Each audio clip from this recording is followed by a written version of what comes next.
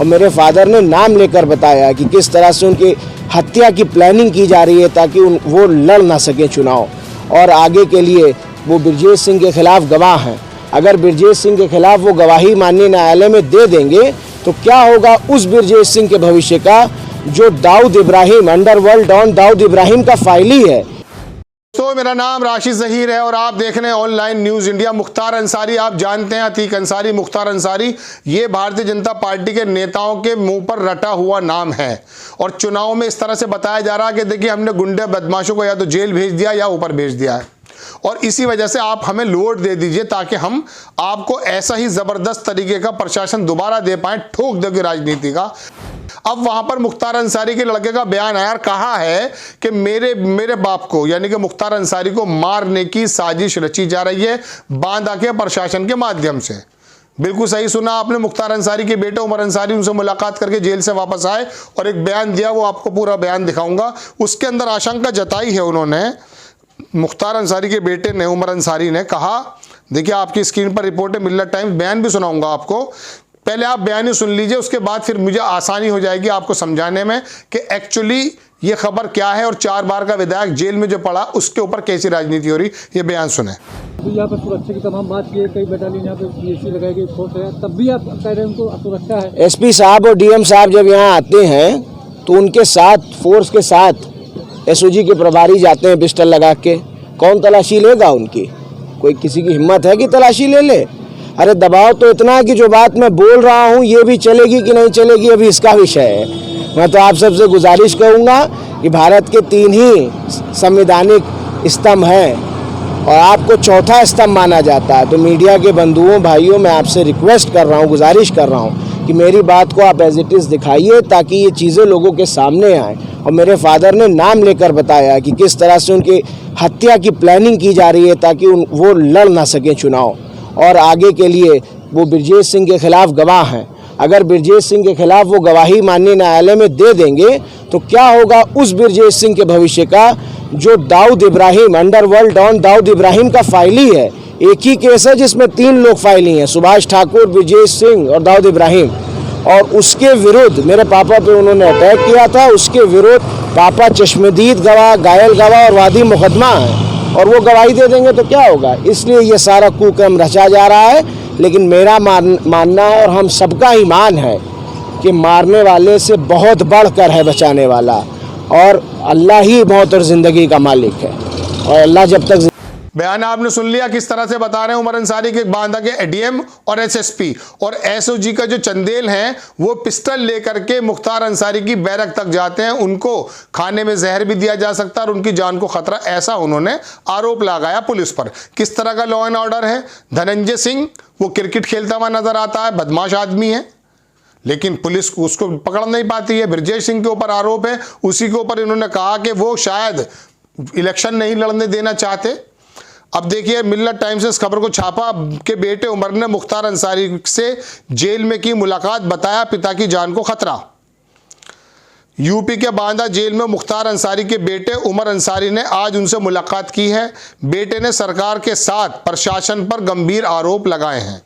उन्होंने कहा कि मेरे पिता की हत्या करवाने का प्लान बनाया जा रहा है।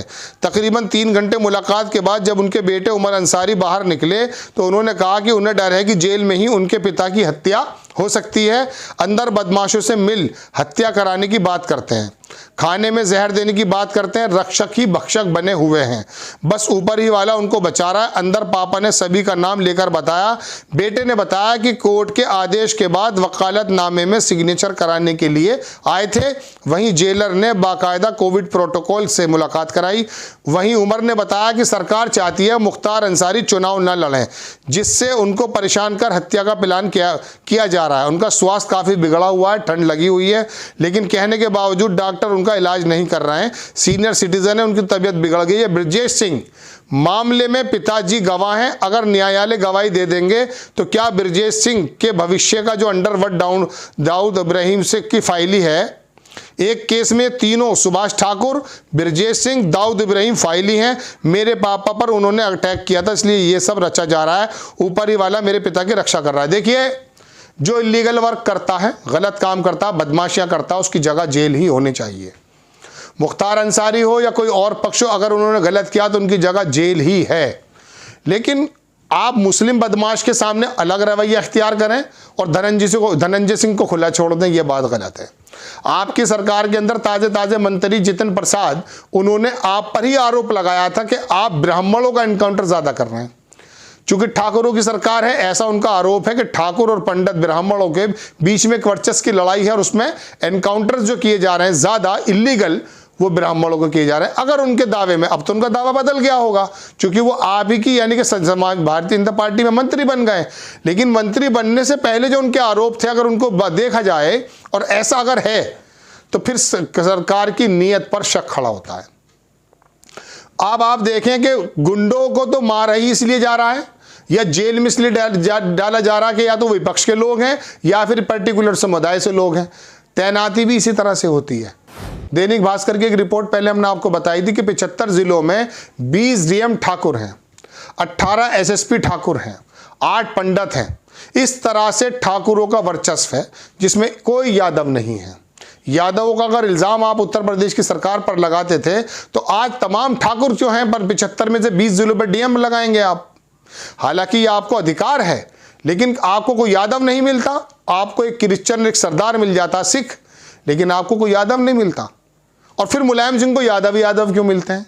ये इस बात से इनकार नहीं कर सकता कोई भी वाकई में कि ये अपनी अपनी लॉबी को मजबूत करते हैं, लेकिन संविधान तो इस बात को नहीं कहता। मुख्तार अंसारी हो, धनंजय सिंह हो या अजय मिश्रा टैनी हो, अगर ये गलत हैं तो इनकी जगह जेल में ही होनी चाहिए।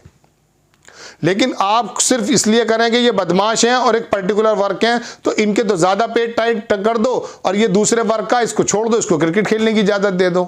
अब ब्रिजेश सिंह के ऊपर इल्जाम लगाया जा रहा है, अजय मिश्रा टैनी, हमारे अमित शाह जी जो हैं, आपको याद होगा अभी पूरब में दौरा करके आए, बोले कि दूरबीन से भी बदमाश नहीं देखा जाता, बराबर में अजय मिश्रा टैनी बैठे हैं, उनके ऊपर हत्या का, अपहरण का, तस्करी का, नेपाल में लकड़ी भेजने के तमाम तरह के केस लगे हुए हैं। तो आप अगर गर्दन घुमाकर देख ले अमित शाह जी तो पता चल जाता आपको। और कितने % आपके विधायक इस समय विधानसभा के अंदर ऐसे हैं जिनके ऊपर गंभीर मुकदमे, ये आपको मैं रिपोर्ट में कई बार कह चुका।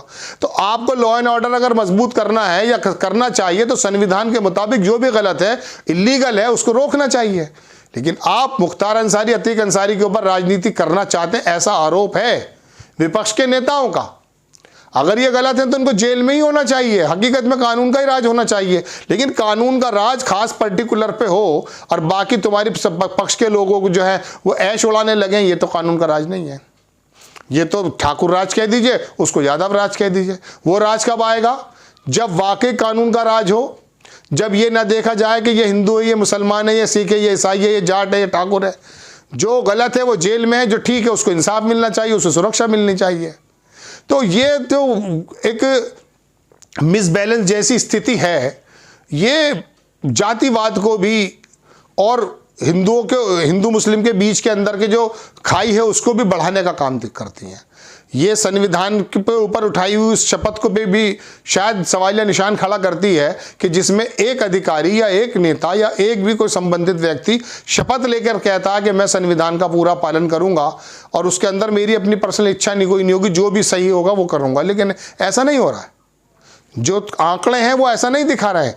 अब ये मुख्तार अंसारी के बेटे का आरोप है वहां के लोकल प्रशासन पर। आप गाड़ी पलटने में माहिर हैं, पंजाब पुलिस से यहां लेकर आ जाते हैं, इसको चुनाव में भुनाने की जरूरत क्या है? ये तो कानून की एक प्रक्रिया है, होनी चाहिए। आजम खान को अगर आप जेल में डालते हैं 80 मुकदमे के बाद तो ये सोचने वाली बात है कि कितने मुकदमे ठीक हैं। खैर, बड़ी खबर कि मुख्तार अंसारी के बेटे ने आरोप लगाया कि लोकल प्रशासन, डीएम और एसएसपी और सरकार मिलकर कराना चाहती है उसके फादर की हत्या। इसके अंदर कितनी सच्चाई है ये आप अंदाजा करें। आपको खबर कैसी लगी अपनी राय कमेंट्स बॉक्स में जरूर दीजिए। चैनल को सब्सक्राइब कीजिए, शेयर कीजिए। नेक्स्ट टाइम किसी खबर के साथ आता हूं। जय हिंद। चैनल को सब्सक्राइब करें और घंटी जरूर दबाएं।